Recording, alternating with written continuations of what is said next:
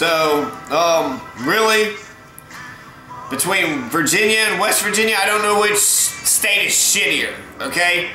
All the other states around Kentucky is named after Indians, but Virginia and West Virginia, they're named after some fucking Queen Elizabeth I. Early 1600s, all North America that was not Spanish or French was called Virginia in honor of the Virgin Queen. Earliest English colonial expeditions were sent by the Virginia Company of London, Virginia Tech, even with the police force still wasn't able to stop the shooter, where the largest mass murder happened when 33 people died. Virginia, Virgin Queen, Queen Elizabeth, royalty, monarchy, tyranny, fuck Virginia, fuck West Virginia. So, West Virginia, they got a weird contradiction. They're fucking racist. 95% of the voters are white, 95%, so they're all a bunch of fucking crackers. Only 3% are black, so they don't know any black people to be racist against them. So maybe they just hold on to bigotry views if they don't encounter other people. They think, whoa, wow, black person, I've never seen one, I'm so scared, what's this about? They're the same, we're all the same, it doesn't fucking matter colors, nobody's white or black anyways, I think everybody's fucking wrong on this shit. Since, you know, race is a socially constructed concept, we made that shit up. But West Virginia seceded from Virginia to be part of the Union, so they were right there. Maybe it was a puppet government, maybe Lincoln installed a puppet government. I don't know. One good thing about West Virginia is that 4% of the voters in West Virginia are Republicans. Only 4% consider themselves Republicans, so all these are a bunch of racist Democrats. And there is a lot of racism in Democrats. Democrats are kind of the assholes. Jacksonian democracy, ever since Jacksonian, the Democratic Party from the Jackson area has come up. They've been racist for a long ass time. The Ku Klux Klan was the Democratic Party was the party of the Ku Klux Klan. So it has flipped, because now the solid voting bloc for the Democratic Party is black folks. So that has changed. Where am I going with this? So maybe that's why the West Virginians are being racist, because they haven't encountered black folks, but it's stupid. It's dumb. Obama has done really well in other all-white states such as Iowa and Vermont. The Republican Party's rise to power in recent decades largely depend on the fact that impoverished whites blame blacks rather than corporations for their problems. Without these racist white Republicans, such as Richard Nixon, Ronald Reagan, George W. Bush, would never have won. Rand Paul, David Williams, they race bait here in Kentucky. They're race baiters, right? A bunch of race fucking masturbators. And the so-called Nixon Southern strategy, they use the Southern strategy, they say some racist shit, borderline racist shit, so it's not clear that it's racist. Richard Nixon would talk bad about busing. We don't need to bus our kids. Let's start driving our kids to school. Let's let our school district, whatever, figure out busing. The federal government shouldn't be busing your kids. But he was actually saying the federal government should be busing black kids, right? West Virginia.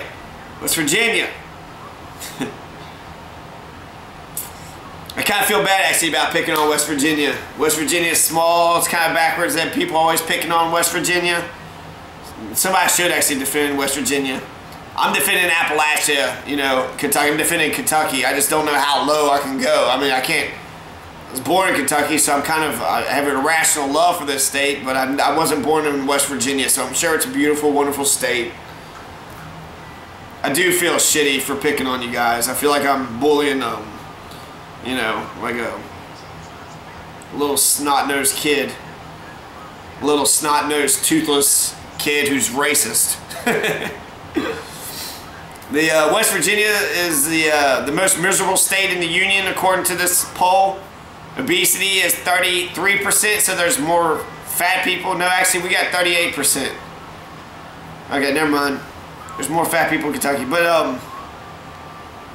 there's a lot of fat people. almost as many fat people in Ohio, West Virginia. We're all fat. We're all eating really well. We got a lot of poverty.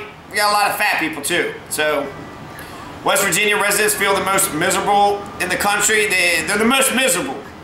West Virginians appears that they have many reasons to feel this way. The state's really poor. Second lowest median household income in the country is $38,000. The sixth highest rate of poverty. So residents also face a number of health issues. More than 1 in 10 West Virginians have had a heart attack or suffer from coronary artery disease, the highest rate in the country. So 1 out of 10 West Virginians have bad hearts. Same thing as Kentucky. We got one of the, I think #1 for deaths with heart disease, or top 10 or something. The people that are dying of heart attacks, heart-related diseases. The state has the 3rd highest rates of cancer and diabetes. So lots of cancer, lots of diabetes. Ohio, West Virginia, Kentucky, we're all just loving cancer and diabetes, pollution, poverty, toothlessness. The state has the 3rd highest rates of cancer and diabetes, also the highest rate of smokers. So we all smoking, we all drinking. Man, we all the same, okay? We all the same. Ohio, you ain't better than us. Ohio, you ain't better than Kentucky and West Virginia. No, I ain't worried about it anymore. It used to bother me, but I'm like, you seriously aren't. Second highest rate of obesity. You have a bunch of high rate of smokers. These problems affect life expectancy, which is at 75 years old, which is actually surprising. I always thought 76 was the expected life expectancy, but 75 if they're the lowest. You know, we're all going to die younger than the rest of the country, but 75 is long ass time. Long ass life. Means I got 45 more years left. 45 more years. What am I going to do? 45 years. So, yeah, sorry West Virginia, you guys kind of suck anyways. Nobody needs to be making fun of you guys. And maybe y'all don't need my pity either. Maybe I should just rip you a new one, make it even. So, yeah, fuck you West Virginia, you bastard. You all fucking killed Cornstalk.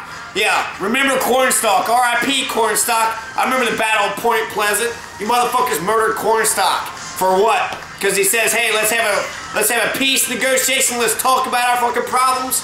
And y'all murdered him. Point Pleasant, that whole fucking shithole town was created based on murdering Indians. Everybody in Point Pleasant, West Virginia, go fuck yourselves. You genocidal, fucking racist, toothless, obese, heart attack just waiting to happen, smoking, drinking, cancer, diabetes, loving, impoverished, racist, non-racist, white honky crackers. Y'all getting duped by the fucking Southern strategy, the fucking Republicans, and only 4 of y'all Republicans. 4% of y'all Republicans. You guys are Democrats and you're acting this way. Y'all need to be better fucking Democrats. Y'all suck at Democrats. Democracy means we all in this together. Whatever this life is, solidarity. We all in this together. Come on, West Virginia. Fuck. You don't have to be the dumbest state in the world, you know? You don't have to be the dumbest state. You can do better. You can do better. I mean, why not? At least you guys are better than Virginia. That shithole state. Fuck Virginia. The only thing good that came out of Virginia is Nat Turner. And there hasn't been enough Nat Turners. Cornstalk, Nat Turner, Indians.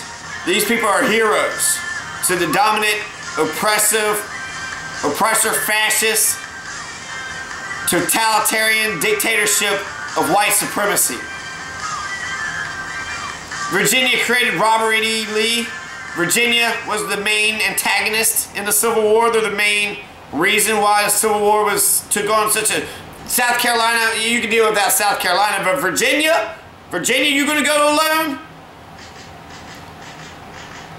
Fucking Virginia. William Henry Harrison, so y'all come up with Robert E. Lee, y'all the ones that come up with the general for the South. Y'all created William Henry Harrison. He was a fucking racist, genocidal maniac, killed all the people, all the Indians in Ohio. He was the governor of Virginia for a while. That's where he got his experience at, you know, murdering Robert E. Lee, Zachary Taylor, Mexican-American War. Mexican-American War, he was killing fucking Mexicans, helping James Polk's expansion, fucking Polk, Harrison, Zachary Taylor. I don't know who's worse, okay? Zachary Taylor was here in Louisville for a while too, buried here, I think in Cave Run Cemetery. Zachary Taylor, Woodrow Wilson, these all are Virginians. William Henry Harrison, born out of Virginia. Robert E. Lee, born out of Virginia. Zachary Taylor, born out of Virginia. Woodrow Wilson, born out of Virginia. Woodrow Wilson was so fucking racist, he even hated the Irish and the Germans and anybody else that had immigrated here were becoming Americans. He wanted to jump into World War I because the Germans were becoming powerful. World War I and World War II is because, not because of their expansionism or their imperialism. We're an empire. We had Philippines in the 1900s, so how can we be against somebody else saying that, you know, taking territory over? It's because Germany was powerful, and they had a strong military and a strong economy, and we wanted to be the #1 in the world. So we had been trying to wipe Germany out ever since. Woodrow Wilson started the propaganda campaign against the Germans. Woodrow Wilson was a racist motherfucker. He was a Democrat, and he segregated his cabinet. He resegregated it. They didn't have to do it anyway. He's like, let's bring this segregation back. He watched D.W. Griffith's Birth of a Nation and said it was like writing history with lightning. D.W. Griffith, yes, he's out of Kentucky. Agreed. But he also made Lincoln a biopic. He felt bad about that shit. But Woodrow Wilson liked it. He was like, too bad it's true. Too bad it's so true. After the Civil War, Reconstruction happened, black people started taking over, scared whites. Whites were going to be the slaves, and so, you know, they had to do the Mississippi Plan and get everybody in line, terrorize them into submission. Fuck Woodrow Wilson. Fuck Zachary Taylor. Fuck Robert E. Lee. Fuck William H. Harrison. And fuck Virginia for creating these fucking bastards. Andrew Jackson was a fucking Tennessee, frontier Tennessee. Yeah, I know I was talking about Virginia, but now I'm talking about Tennessee. I'm thinking about Andrew Jackson, and I was thinking about all the states around Kentucky, and Tennessee's one of them states, so fuck you for criticizing what the fuck I'm criticizing about. Fuck you, I don't care. Tennessee. Andrew Jackson was an Irish immigrant. He was actually born in Ireland. Wait, how can you be a fucking president? Did they change that shit? Did it be a native-born American? Anyways, he come to Memphis, Tennessee is where he got his career going. So Memphis, Tennessee.